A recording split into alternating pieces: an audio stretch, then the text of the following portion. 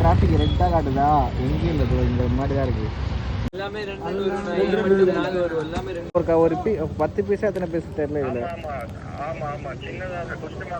பார்த்தீங்களா, இது வந்து 20 கிலோமீட்டர் தாண்டி போகுது. 5 பலூனை வந்து எவ்வாப்பா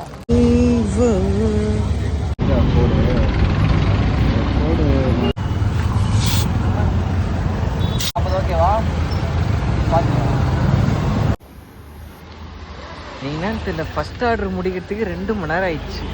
12 மணி எடுத்தோம், 1:58 ஆயிடுச்சு. நீங்கள் அப்புறம் அவங்களால மட்டும் ஸ்கேம் பண்ண முடியுது.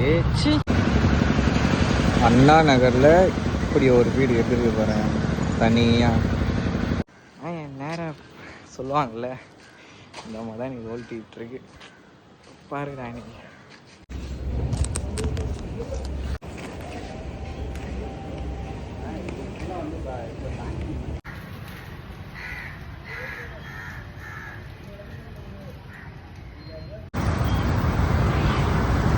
அடையார் பிரிட்ஜ் மேலே வேலை ஒன்று கேட்குறேன்.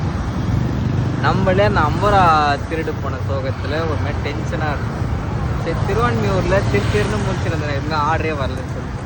என்னடா ஆர்டரே வரல, வெறுப்பாகிறான்னு சொல்லிட்டு யோசிக்கிறேன். கடவுள் உனக்கு 50 ரூபா கொடுத்தானா, 50 ரூபா எடுத்தானா 150 ரூபா கொடுக்குறான் பாருங்க. இப்போ வீட்டுக்கு போகும்போது 150 ரூபா ஆர்டரு, வீட்டுக்கு கரெக்டாக வீட்டுக்கு பாரிஸ் வரைக்கும் ஒரு 150 ரூபா ஆர்டர் ஒன்று கொடுத்துறாங்க கரெக்டாக.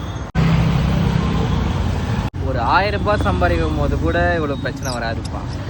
ஒரு 800 ரூபாய் சம்பாதிக்கிறவங்க பேர் அன்றைக்கி தான் ஊர்பட பிரச்சனை வரும். சம்பாதனையே கம்மியாக இருக்கு நம்ம, இந்த ஊர்பட பிரச்சனை வர நம்ம கணக்கு வழக்கு பார்த்தா இன்றைக்கி எங்கேயே கேவலமாக போகுது. இங்கே பாருங்கள், வெறும் 800 ரூபாவா? பெட்ரோலே 200 ரூபாய் காலி ஆயிடுச்சு. வரும்போது 100 ரூபாய்க்கு போட்டு வந்தேன், ஒரு 16 கிலோமீட்டர் ஓடிச்சா. இது இன்றைக்கி ஒரு 50 ரூபா பெட்ரோல் வேஸ்ட்டாக போயிடும். ஒரு ஆப்பிள் ஒரு 100 ரூபாய்க்கு வாங்கினேன், ஒரு 50 ரூபா ஸ்கேம். இதெல்லாம் சேர்த்து கணக்கு போட்டால் ஒரு 500 ரூபா கூட கையில் நிற்காது. எல்லாம் பார்க்குறதுக்கு நம்ம ஒரு வேலைக்கு போகலான்னு தோணும், ஆனால் நம்மளோட லட்சியமே வேறு. அதுக்காக நம்ம உழைச்சிட்டே இருக்கோம்.